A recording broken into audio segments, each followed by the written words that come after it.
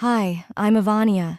They threw parties without me, erased my name from family records, and told people I'd moved on. But what they really did was steal everything I had helped them build, behind my back. Until one forgotten clause, one paper trail, flipped the silence into power. Ever been betrayed by the people you loved the most, and had to choose between justice or peace? Before we dive in, what time are you watching this and where from? Let us know in the comments. I read every one. It was a Sunday in early spring when I found out my family had thrown a party, without me. I was coming back from a client site south of Dallas when I drove past my parents' house on Timberleaf Drive. Balloons fluttered in the breeze, cars lined both sides of the curb, and a professionally printed banner read, "Celebrating our pillar, Callista's 10 years leading Bundy freight." Callista, not our parents, not the family, just her. I parked 2 houses down and sat still behind the wheel. I didn't know what stung more, the fact that I hadn't been invited or the fact that I wasn't surprised. Growing up, I used to believe things would balance out, that hard work would be noticed, that if I just kept showing up, helping, making the right choices, I'd matter. But lately, being invisible wasn't just a phase. It felt intentional. I drove away before someone spotted me. At home, I pulled out a plastic bin of old keepsakes I'd been meaning to organize. It was mostly yellowed report cards, faded ticket stubs, a friendship bracelet from 3rd grade. But near the bottom, I found the silver hairpin. It was engraved with a single letter, E. My mother gave it to me for my 16th birthday. She'd said, "As long as you wear it, I'll always see you as strong." At the time, it made me feel like I mattered, that she saw me. Now, I wasn't so sure. I put it back in its velvet pouch and slid it under some winter sweaters, not ready to decide what to do with that yet. That night, while reheating leftover chili, my phone buzzed. Unknown number. I almost let it go to voicemail, but something in me said to answer. "Ivania?" a male voice said. "This is Gerald Halbrook. I was your parents' estate attorney." Was? "I'm sorry to call out of the blue, but I've been meaning to follow up on the trust transition paperwork. You never returned your copy." I frowned. "What paperwork?" There was a pause. "It was sent 3 months ago, certified mail, to your apartment address in Garland." "I never received anything," I said. "Would you have a moment to meet in person?" he asked. "I think we need to review a few things together." The next morning, I went to the post office. The clerk checked the forwarding history on my mailbox. Apparently, my name had been temporarily removed due to a change of service form, signed digitally by my sister. "I'm sorry," the woman said. "It says the address was updated to Callista Bundy's name only." I didn't respond. I just nodded and walked back to my car, my ears ringing. I showed up at Mr. Halbrook's office by noon. He greeted me with a wary look and led me to a quiet conference room with blinds drawn halfway. "I want to be clear," he began. "What I'm showing you today is based on your parents' most recent instructions, but it may surprise you." He laid a copy of the current trust documents on the table. The signatures were real. The notary seal was there. My parents had legally signed over every piece of family property, land, and company share to Callista. "All of it?" I whispered. "I know this is difficult," he said, "but I thought you'd seen this before." I shook my head slowly. "Mr. Halbrook, in the older version, was I included?" He nodded. "Yes, as co-beneficiary. That version is still in our records. Unless they formally revoked it, it should still—" He paused, stood up, and walked over to his safe. With careful hands, he removed a cream envelope, thick and sealed with a gold sticker. "This," he said, "was meant for you. It's dated 6 months before the new documents. Your parents dropped it off themselves." I stared at it, suddenly aware of how cold my hands felt. "Why didn't I ever get this?" He sighed. "Your sister picked it up the day you were supposed to, said she'd deliver it." Of course she did. I broke the seal with a slow rip and unfolded the letter inside. My eyes scanned the first line, and my stomach dropped. I didn't even realize I was holding my breath until the page trembled in my hand. The letter inside that envelope, it wasn't just sentimental. It was legal, a notarized copy of the original trust document, clear as day. naming me as 50% co-owner of our parents' real estate and their retirement fund, dated 14 months ago, my mother's signature, my father's too. And then, in the margin, a neat sticky note in Mr. Holbrook's handwriting. For Ivania, copy retained. I sat in stunned silence as he quietly stood up to give me a moment. 14 months ago. That was before Callista moved back into the house after her second divorce. Before the sudden weekly family dinners I was no longer invited to. Before I started wondering if I was slowly being pushed out, or if I'd simply started fading on my own. "I'll give you time with it," Mr. Holbrook said gently, placing a glass of water beside me. "Take it home, and Ivania, don't rush to respond. Process first." I thanked him, the words barely forming. As I drove home, the letter sat on the passenger seat like a weight. My fingers kept twitching, itching to call someone. But who? My parents? My sister? I wasn't ready to scream. Not yet. At home, I sat on the edge of my couch, letter still in hand, and did something I hadn't done in years. I cried. Not the kind of sobbing that comes from heartbreak, but that hollow, cold cry that comes when you realize something wasn't an accident. It was a choice, a strategy, a decision you weren't even invited to weigh in on. In between tears, I started writing down numbers. I'd been the one helping them pay off the second mortgage after the market crash, $78,300 in all, across 6 years. That included the emergency plumbing, the new roof, and the surprise property tax bill in 2020. Every time I'd helped, my mother called it a family favor. Apparently, those favors didn't come with a seat at the table. Later that afternoon, I drove out to my dad's mechanic shop. The place looked just as it had for 20 years. Same corrugated siding, same squeaky front doorbell. I hadn't visited in months. Dad was sitting behind the counter, flipping through invoices. He looked up and gave me a polite, neutral smile. No warmth, just recognition. "Didn't expect you today," he said. I shrugged. Thought I'd say hi. The air was thick with motor oil and distance. My eyes drifted to the back wall, the founder's plaque we had installed 10 years ago. I'd designed it myself. It used to list my name beside Callista's, under our parents, but now the gold strip under Founders had only 3 names. Mine was gone. I walked closer, pretending to admire the shine. "Was the plaque updated?" He didn't look up. "Callista's been helping more lately. She's earned it." I bit the inside of my cheek. Hard. "So erasing someone's name now counts as a promotion?" He shrugged. "You moved out. You're doing your own thing." Right, my own thing. Paying their mortgage, managing logistics across 5 states, living without recognition. I walked out before I said something I couldn't take back. That evening, back home, I sat at my kitchen table and pulled up the Dallas County Clerk's online portal. I typed in my parents' address and clicked through the deed history. There it was. 3 months ago, the house had been legally transferred to Callista Bundy. No mention of joint owner, no trust, just a clean, quiet change. And then I found the second document, the transfer of our father's share in the family warehouse lot, also to Callista. No announcement, no discussion. So that's why the lawyer reached out. Legally, he had to notify anyone listed in a previous trust before the change could be finalized.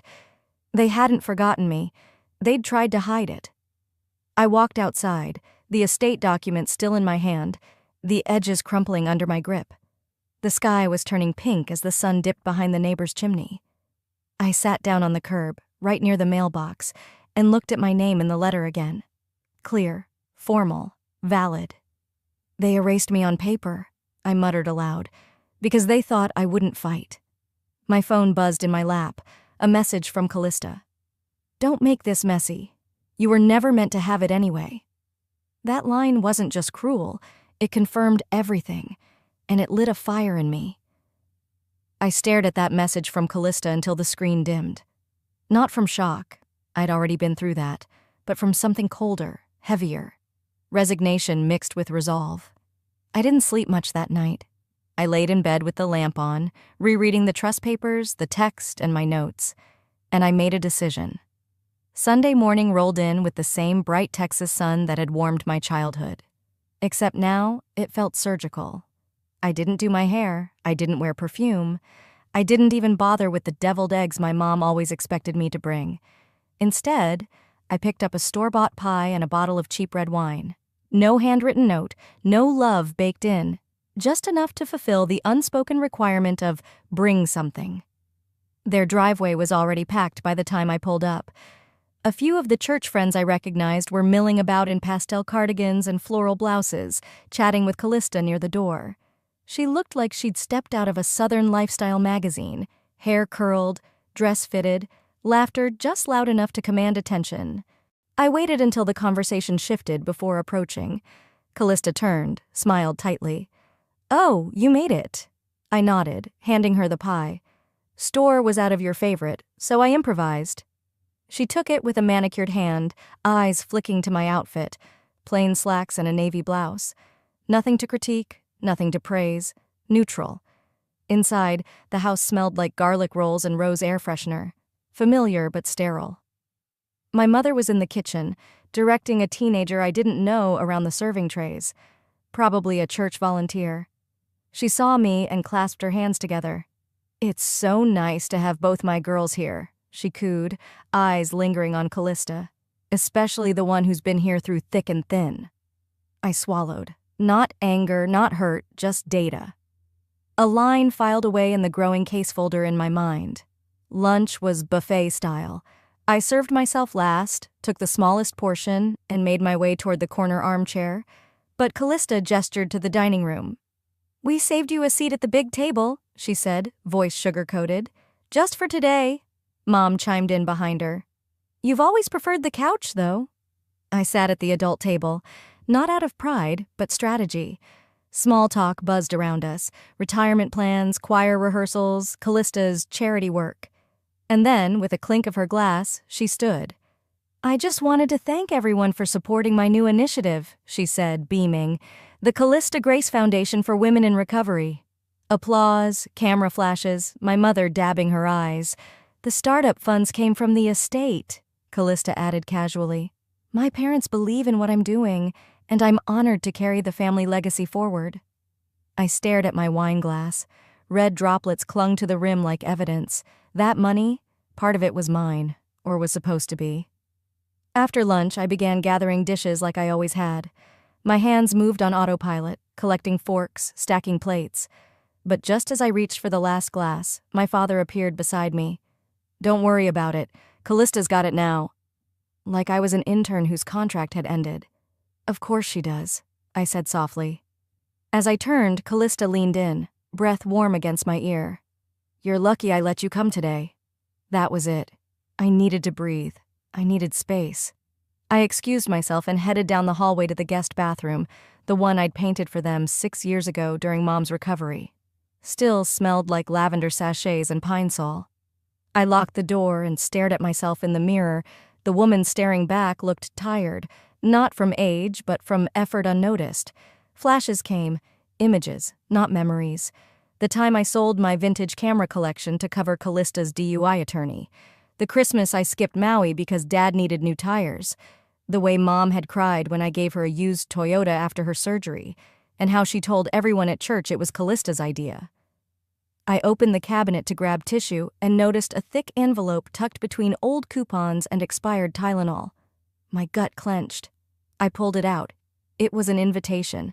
Cream cardstock with gold edges, Founder's Dinner. Honoring Callista Grace Bundy as sole legacy bearer of the Bundy family vision. The date? Next month. I sat on the toilet lid, reading it again. They were throwing a banquet on family funds to celebrate rewriting history, to toast her for stealing what I built. And they weren't even subtle anymore. I flushed the toilet without using it, washed my hands slowly, and opened the door. Callista stood in the hall, chatting with someone about guest lists and chicken or beef. I walked right past her. No pause, no confrontation, just a whisper. "I hope you enjoy the last meal where no one questions your lies." I didn't wait for a reaction. I didn't need it. Because I wasn't going to scream. I wasn't going to cry. But I was going to change everything, one document at a time. The next morning came with no alarm. I was already awake. I had barely slept, but I didn't feel tired, just focused. It was a strange kind of clarity, the kind you only get when there's nothing left to lose. I called in a personal day from work, telling my supervisor I needed to handle some family paperwork. I didn't elaborate, I didn't need to. After a quick coffee and a moment to check that the documents were still in my tote bag, I headed downtown. The drive to the county courthouse was quiet. No radio. Just the hum of the road and my own pulse in my ears. The line at the records office was mercifully short. I filled out the form for public property records, feeling the sweat bead under my shirt as I wrote my name. I handed it over with a polite smile, then sat down to wait. 10 minutes later, a clerk called me up and slid a folder across the counter. Inside were the recent deeds and legal filings tied to our family properties, including the lake house up in Cedar Ridge. That house had always been a dream. My father's father built it by hand, and every summer growing up, it was where we escaped Texas heat and family tension. I used to believe if we were ever going to heal, it would happen by that lake. But the paper in my hand said otherwise. There it was. A quitclaim deed dated just 3 months back, transferring the title solely to Callista, signed, notarized, and stamped. At first glance, it seemed legitimate. But then I saw it, the signature line. Ronald C. Bundy. The loops were off. The slant was wrong. It was almost, but not quite, his writing. I didn't need a handwriting expert to tell me what I already knew. I'd seen that signature before, years ago, on a field trip release form when Dad had been in Houston on a work job. Mom had signed it, mumbling, he'd say yes anyway. Back then, I thought it was harmless. Now I wasn't so sure. I printed 2 copies, placed them gently in my folder, and left the building with a numb sort of calm. I didn't rush. I didn't text anyone. Instead, I called Mr. Ledbetter, our family's former estate attorney. He'd retired 2 years ago, but still kept a home office on McKinney Avenue. When I told him what I'd found, he hesitated, but agreed to see me that afternoon. The moment I walked into his sunlit study, I felt 12 years old again, holding Dad's hand during a will update. Mr. Ledbetter had that kind of presence, firm, quiet, trustworthy. He listened carefully, didn't interrupt once as I laid out the documents. Then he picked up the deed, adjusted his glasses, and frowned. "This signature. It's off," he muttered. I nodded. "I think it was forged. By my mother." He didn't look surprised. "I've seen this happen before," he said slowly. "But what makes this interesting is, your father created a contingency trust in your name 10 years ago." I blinked. "A what?" "A trust," he said, "that activates if he's declared incapacitated or if there's credible evidence of financial manipulation. This document, if proven false, could trigger it."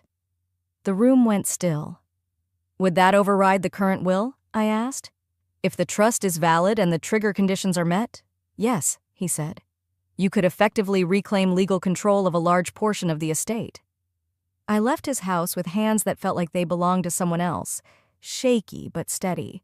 I didn't cry. I didn't cheer. Instead, I called a mobile notary and a handwriting analyst. I didn't want a courtroom yet, but I wanted to be ready.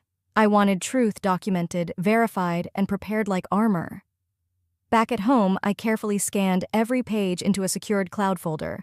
I named it Bundy Archive. Just typing it made me want to vomit. That evening, as I was pouring tea, my phone buzzed. Unknown number. I let it go to voicemail. The transcript popped up a few seconds later. "Whatever you're digging into, stop. You're not thinking clearly. You don't want to destroy this family." I pressed play. It was my mother's voice, soft, measured, soothing, like a lullaby laced with poison. She was right about one thing. I didn't want to destroy the family. I just wanted them to stop destroying me. By Friday afternoon, I had all the pieces I needed, just not the will to look at them again.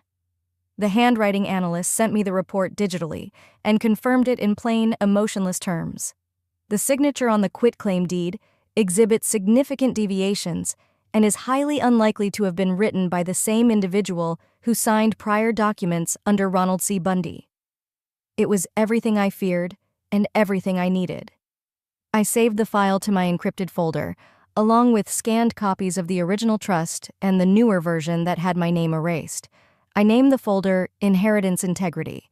It was the kind of name that sounded like a corporate security protocol, maybe because I knew what I was up against wasn't just a family issue.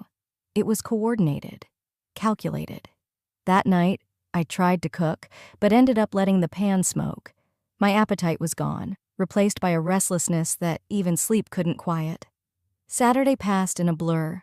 Grocery store, laundry, vacuuming the same spot on the rug 3 times. I didn't want to think, but my body knew I was preparing for something. Then Sunday morning, it came. A text from Callista. Mom wants brunch at Stone Cafe, neutral ground. We should all just talk. Don't wear drama. I stared at it for a long moment, then typed back. I'll be there. I didn't go to make peace. I went to measure the distance between who they thought I was and who I had become. Stone Cafe in Plano had glass walls and industrial lighting, overpriced croissants and underseasoned eggs. It wasn't my kind of place, but it was perfect for people who liked to be seen. When I walked in, they were already seated. Mom wore one of her coral blazers, like she had something important to say. Callista stood when she saw me, arms open like we were long-lost friends. Evie, she said, and kissed the air near my cheek. Glad you came. I gave a half smile and sat down. The server brought mimosas. I declined. Conversation started with light chatter, weather, church announcements, a neighbor's new fence. But Callista led every topic. She gestured with confidence, quoted scripture to justify some point about forgiveness, and even dropped a few humble brags about a recent charity gala. Then Mom leaned forward, touched my wrist lightly, and said, You'll understand someday, Evie. We didn't want you burdened with property stuff. You've always been more sensitive. That word again. Sensitive. It wasn't just a word, it was a dismissal, a way to sideline me and still sound maternal. I felt the heat rising behind my ears. I wasn't going to lose control. Not here. Not for them. I dabbed my lips with my napkin and placed it gently on the table. I may be sensitive, I said softly, but I'm not blind. And I'm not small. Not anymore. Their expressions froze mid-smile. I stood up, pulled out my wallet, and laid a 20 on the table for my untouched omelet. Callista blinked. Evie, come on, don't be dramatic. I didn't look at her. Drama requires performance. I'm just done pretending this isn't real. I turned to leave, taking slow, measured steps. The kind of exit you make when silence speaks louder than slamming doors. But she couldn't help herself. You're overreacting, Callista called after me. No one's trying to take anything from you. I paused at the hostess stand, glanced back over my shoulder. Funny, I said. That's exactly what the paperwork says. Outside, the air felt sharp and honest. I didn't cry. I didn't shake. I just walked. Because I wasn't closing a chapter. I was preparing to write one. On my terms. The glass door to the clerk's office thudded shut behind me, blocking out the sounds of traffic and the hum of downtown Plano. I stood in the sterile hallway for a moment, clutching the manila envelope I hadn't meant to bring with me. Inside it were my questions, and maybe, finally, some answers. I approached the records window, gave my name, and requested copies of property transfers filed under my family's names in the past 5 years. I was prepared for stalling, but the clerk barely looked up. Go to workstation 3. They're digitized, she said, sliding a plastic visitor badge my way. I walked to the monitor, logged in, and began typing. The deed popped up fast, cleaner than I expected. A lakeside property transferred from Ronald C. Bundy to Callista L. Bundy, filed with a smiley-faced e-notary seal at the bottom. But one detail clawed at my attention: the date. The deed had been notarized the same weekend Dad was in the hospital for a mild stroke. I remembered because I had driven him there myself and sat through the CT scan waiting room with a stale coffee and a blanket he called too pink. There was no way he'd signed anything that week. Then I noticed something else. The name of the notary service, Texas Sign Notary, Remote Division. I copied the registry number and cross-checked it online. The notary was registered to a woman named Monica Varral, Callista's college roommate. I didn't even feel angry. Not in the explosive way people expect. What I felt was a cold shift in my bones. This wasn't just manipulation. It was fraud. I printed everything. The backdated filing, the registry info, the full deed. As I stepped out of the building into the sharp sunlit air, a quiet voice in my head whispered, "This isn't just favoritism. This is theft." I drove straight home. It was late afternoon when I sat at my desk and unlocked the fireproof box under my bed. Inside was the old living trust document, the one Dad had asked me to store back when things were simpler. I opened it. In the event of parental retirement or death, it read in crisp typeface, "All properties and assets are to pass to Ivania K. Stroud, sole daughter and legal heir." My breath caught. I blinked, making sure I hadn't imagined it. Below the sentence was his signature. Dad's real one, not the neat, sterile scrawl on the lakeside deed. This was the wide, swooping R, the deliberate C, the funny loop in the B of Bundy that he always joked looked like a 6. I stared at it for a long time, not out of doubt, but out of grief. It felt like hearing him again. Like that time when I was 16, sitting on the back porch, sobbing because I didn't get into the college I wanted. And he whispered, "One day, everything will be yours. Not because you ask for it, but because you've earned it." I'd forgotten how solid that promise once felt. Until now. I placed the old trust next to the forged deed and pulled up a new folder on my computer. This time, I labeled it Active Case Stroud. Inside it, I dropped every file. The original trust, the forged quitclaim deed, Monica Veral's registry record, screenshots of text messages from Callista, bank transactions for mortgage payments I'd covered, voice recordings I'd quietly saved of my mom discussing Callista's sacrifice. Then I added one last thing, a draft letter, unsigned but ready, addressed to my family's estate attorney. I didn't send it yet. I wasn't ready to open that door wide, not until I had backup.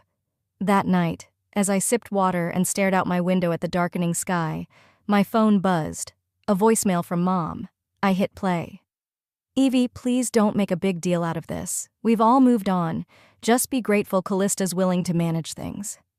It was said in that syrupy, southern-laced tone she always used when she was trying to guilt me back into submission.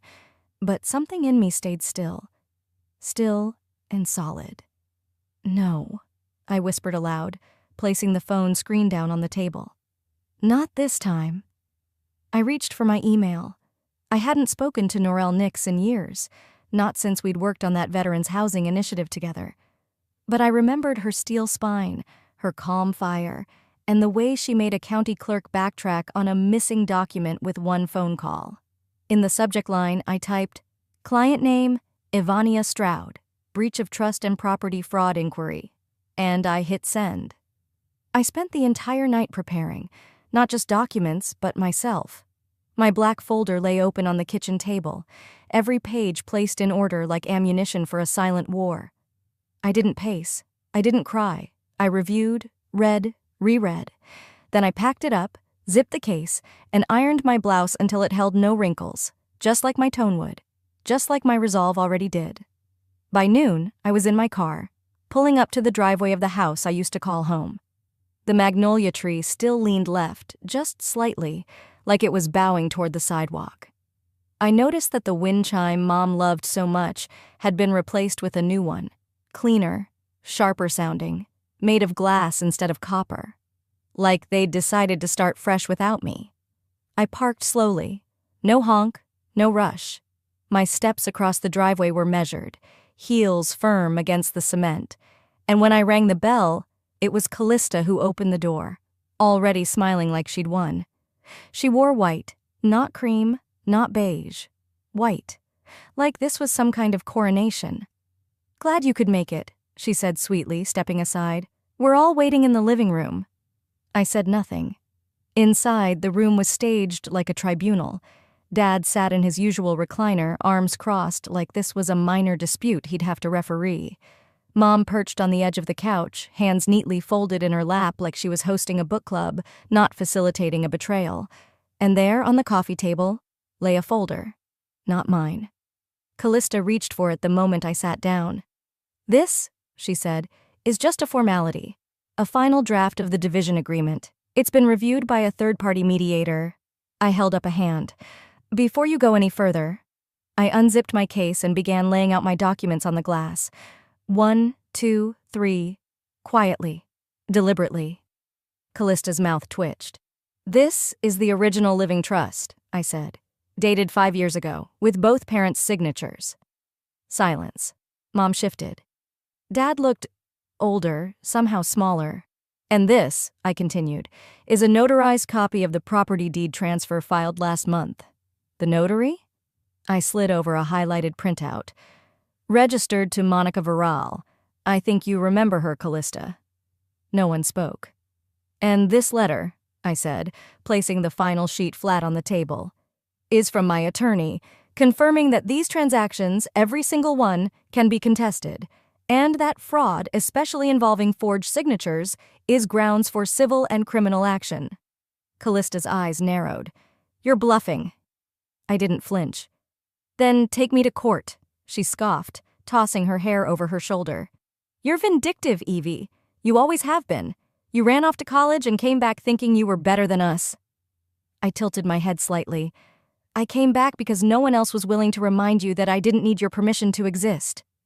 My voice didn't rise, but it cut.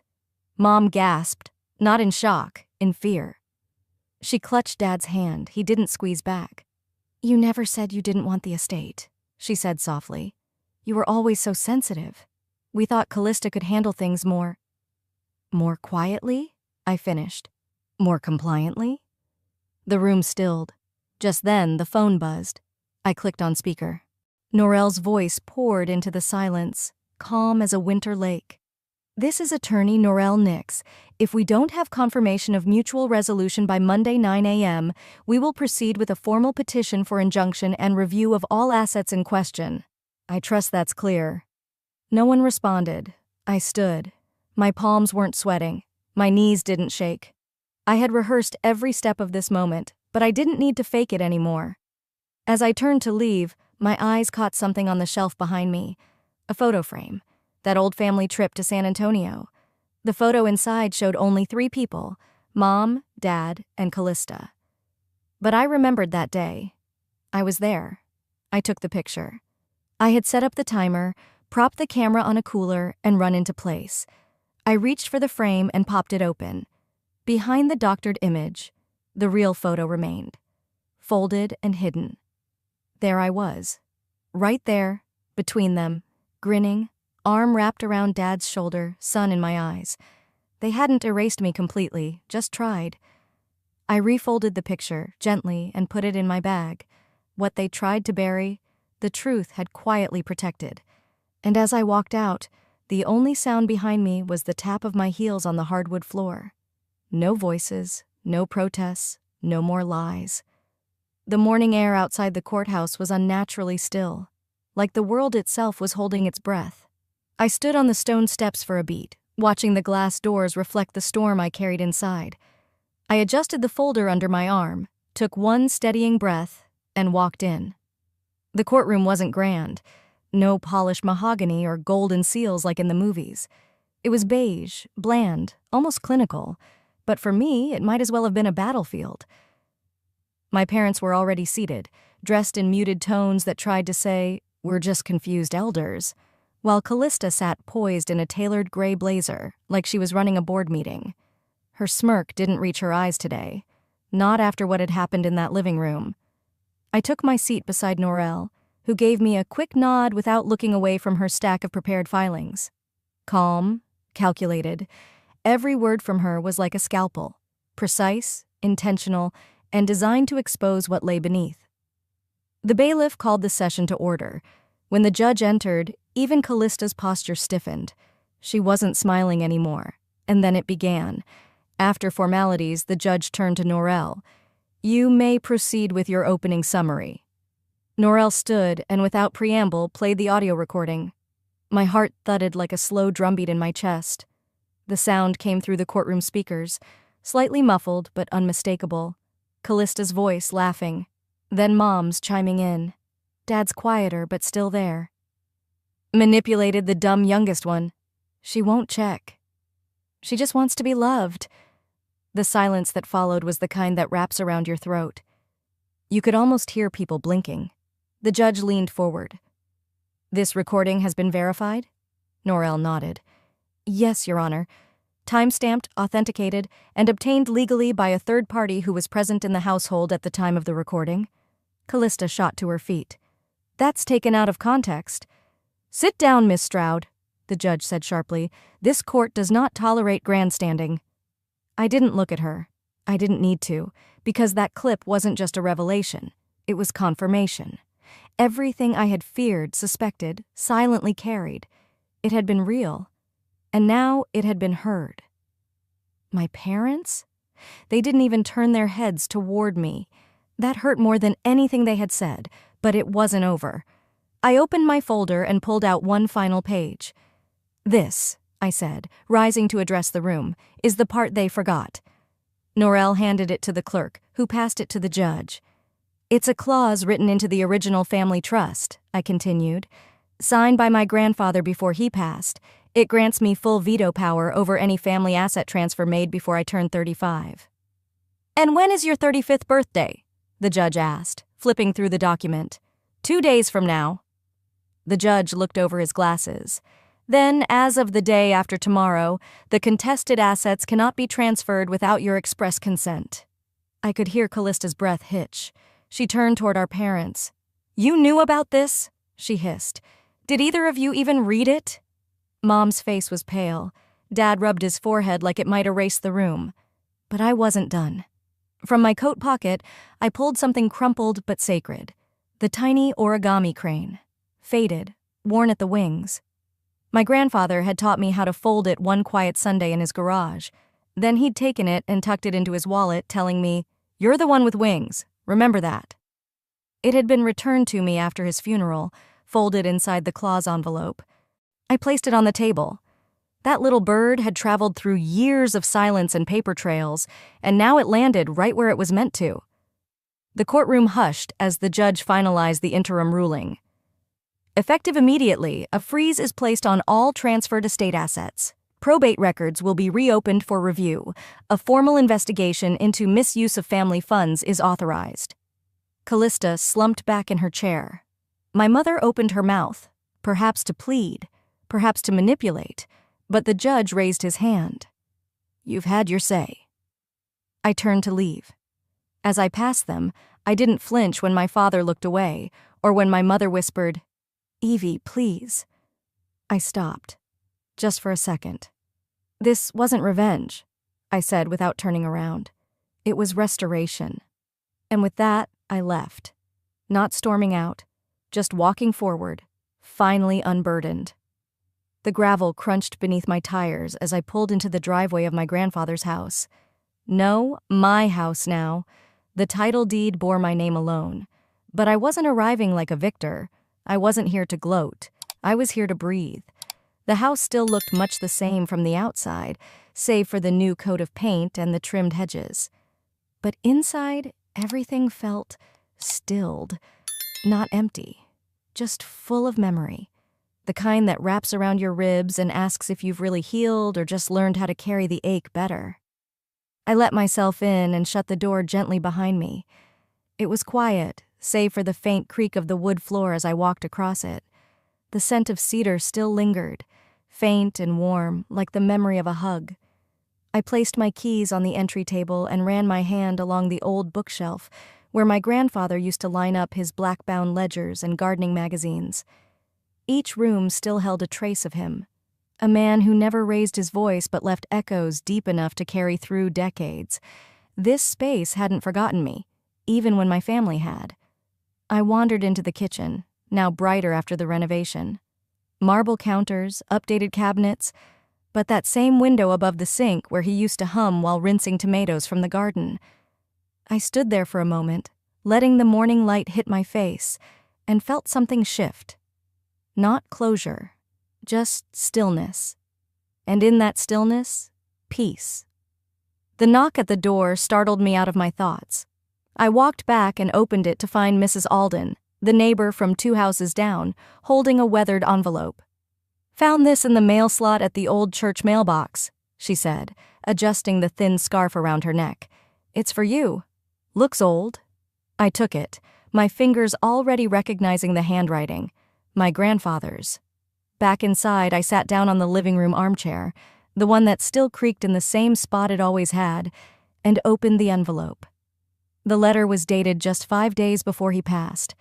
His words, in careful loops, spilled across the page like a quiet hand on my shoulder. Evie, if you're reading this, then the winds must have shifted. I feared they might. People forget what's fair when fear gets involved. I've always known your heart. It's why I chose you. Because you'd protect, not possess. Speak softly, but stand when it matters. Sometimes justice takes time. But it always knows where to land. Love, always, Papa. I folded the letter back slowly, sealing the moment into my chest like a keepsake. A quiet exhale escaped me, not relief exactly, more like release. My phone buzzed. A voicemail. From Mom. I didn't press play right away, just watched the screen pulse. Then curiosity got the better of me. I listened. Her voice, strained, a little softer than I remembered. Evie, we didn't know how much you meant until you walked away. Maybe we didn't want to. I don't expect you to forgive us, I just hope you're okay. There were no tears in my eyes, just a long, hollow breath. I wasn't angry, not anymore. But I wasn't ready to open that door again either. Some things don't need slamming to be closed. Later that afternoon, I walked upstairs to what used to be his study. I'd turned it into a reading room with white curtains and a shelf of books he would have loved. On the mantel, I placed something small and delicate. My folded crane. It wasn't just paper. It was the part of me they tried to erase. The child who folded hope into corners, who stayed quiet because she thought love had to be earned. She lived here now. Proud, whole. I didn't burn bridges, but I wasn't rebuilding them either. Down the street, a group of kids raced past the gate, laughing. One girl, maybe 10, chased a paper bird twirling in the breeze. I smiled, because I wasn't chasing approval anymore. Not from people who had looked right through me for years. They gave away the estate thinking I was dispensable. But I had always been the foundation. The quiet one, the steady one, the one who knew what was worth keeping and what needed to be let go. I stepped outside, locked the door behind me, and paused. No goodbyes, no announcements, just the morning sun on my face and a life of my own waiting to begin. Sometimes you don't need to slam the door.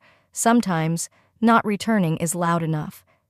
Sometimes standing up for yourself doesn't mean shouting. It means walking away with your dignity intact. This story wasn't about revenge. It was about reclaiming worth after years of being overlooked. Because family doesn't just mean shared blood, it means mutual respect. Have you ever had to choose yourself even when it hurt? If stories like this move you, hit that subscribe button for more real-life family drama that speaks to the heart. And don't forget to share your thoughts below. I read every comment.